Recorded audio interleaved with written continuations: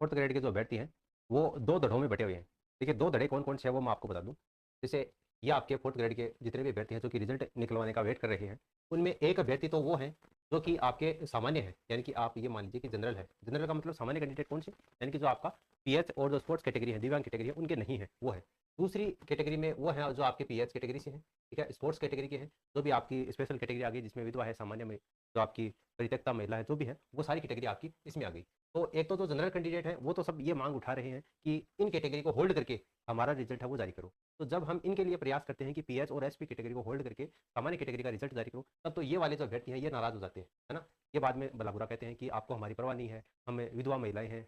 विधवा महिलाओं के मुझे बहुत सारे मैसेज आते हैं, विधवा महिलाएं हैं, आप हमारे बारे में कुछ नहीं सोचते हैं, हमारी दो बच्चियां हैं, दो बच्चे हैं, हम कैसे उनका गुजारा बता करें। ये सारे अभ्यर्थी हैं वो बाद में विरोध में उतर आते हैं कि आप इनको ज्वाइनिंग दे देंगे, फिर हमारे प्रयास नहीं करेगा, फिर हमारी जो विभाग है उनका आवंटन भी हमें ढंग से नहीं होगा, हमारे जो विभाग है उनके ऊपर जनरल कैटेगरी वाले बैठ जाएंगे, पता नहीं क्या क्या, ये सारे नाराज हो जाते हैं। जब इनके लिए अपन कुछ आवाज़ उठाते हैं तो फिर ये कहते हैं कि इन आप 2-3 हज़ार बच्चों के लिए हमारे 50,000 बच्चों को आप छोड़ रहे हो, हम दो धड़े बटे हुए हैं। अब इन दोनों को साथ लेकर चलना पॉसिबल नहीं है, सीधा सा मैं आपको बता दूं। पॉसिबल का मतलब ये नहीं है कि हम इनके लिए आवाज़ उठा लेंगे, इनके लिए नहीं उठाएंगे, या इनके लिए आवाज़ उठाते हैं, इनके लिए नहीं उठाएंगे, ऐसा नहीं है। दोनों के लिए आवाज़ उठाना पॉसिबल है, लेकिन एक बार में एक ही ये होगा। और एक बार में एक का मतलब यह कि पहले इनके लिए उठाकर इनको छोड़ दें, ऐसा पॉसिबल, क्योंकि इनके मेडिकल में टाइम लगेगा। इनका सब कुछ हो चुका है, इनकी केवल आपको ज्वाइनिंग देनी। तो पहले तो आवाज़ इनकी उठाई जा, बाद में जितने भी भाई बंधु हैं सब मिलकर अपन इसकी आवाज़ उठा सकते हैं। लेकिन इतना सब्र इनको नहीं है, इतना धैर्य इन बच्चों को नहीं है। इनको ये लगता है कि बाद में हमारी कोई भी आवाज़ नहीं उठाएगा। ये चाहते हैं कि हमारा जो रिजल्ट है वो इन सामान्य कैंडिडेट के साथ में आए। अगर ऐसा होगा तब आपको मैं बता दूं, ये भर्ती जो है वो ठंडे बस्ते में जाने वाली है। ठंडे बस्ते का मतलब आप चुनाव तक मान लीजिए, 26 में तो कन्फर्म है कि किसी भी हाल में नहीं होगा, 27 में भी हो तो हो जाए लास्ट तक, वरना आपकी 28 तक भी ये भर्ती जा सकती है।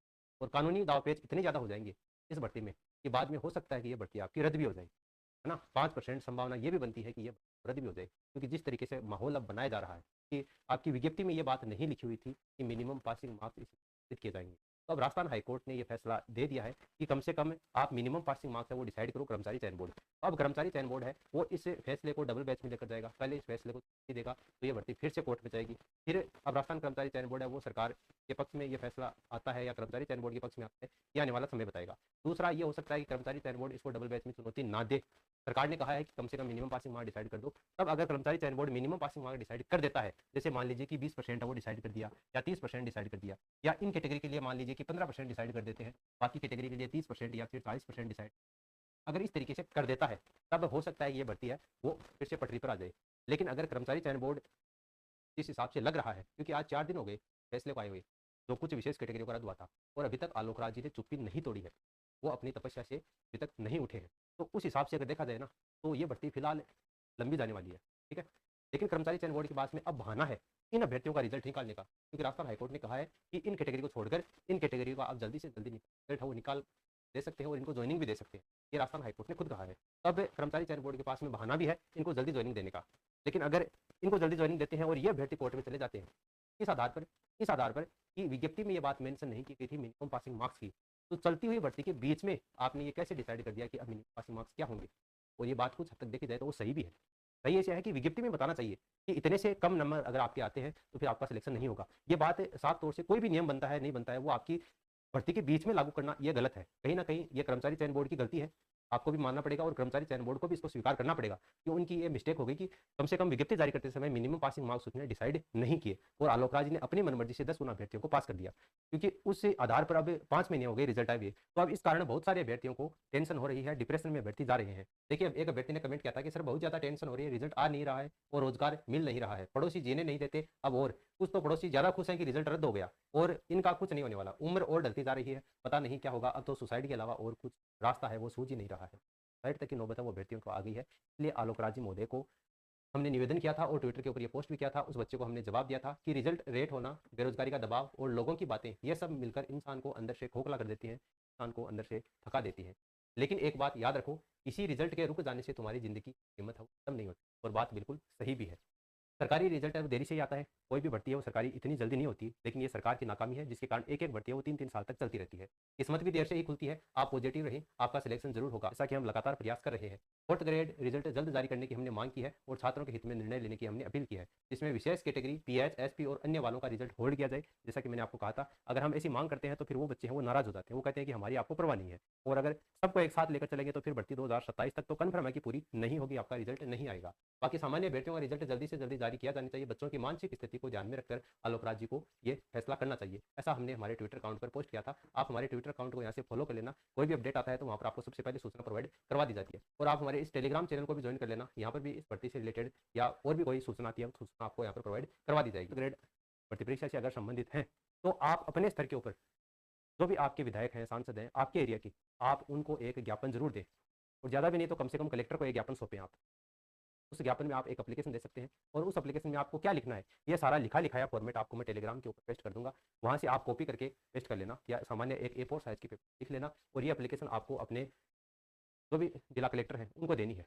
देखो क्या लिखना है, सेवा में अध्यक्ष महोदय Alok Raj ji, Rajasthan staff selection board. विषय में आपको क्या लिखना है, चतुर्थ श्रेणी भर्ती 2024 का फाइनल रिजल्ट परिणाम शीघ्र जारी करने के बाबत में महोदय सविनय निवेदन है कि हम समस्त चतुर्थ श्रेणी भर्ती 2024 के अभ्यर्थी आपका ध्यान निम्न बिंदुओं की ओर आकर्षित करना चाहते हैं। कौन कौन से बिंदु हैं? पहला बिंदु है, बोर्ड के द्वारा चतुर्थ श्रेणी 2024 की परीक्षा सितंबर 2025 में आयोजित की गई तथा जनवरी 2026 में परिणाम जारी किया गया। 53,000 पदों के लिए लगभग 1,60,000 से अधिक अभ्यर्थियों को डॉक्यूमेंट्स वेरिफिकेशन के लिए बुलाया गया। विशेष रूप से जो हॉरिजॉन्टल श्रेणियां हैं उसमें अत्यधिक संख्या में अभ्यर्थियों को बुलाने के कारण भर्ती परीक्षा में अधिक समय लग रहा है।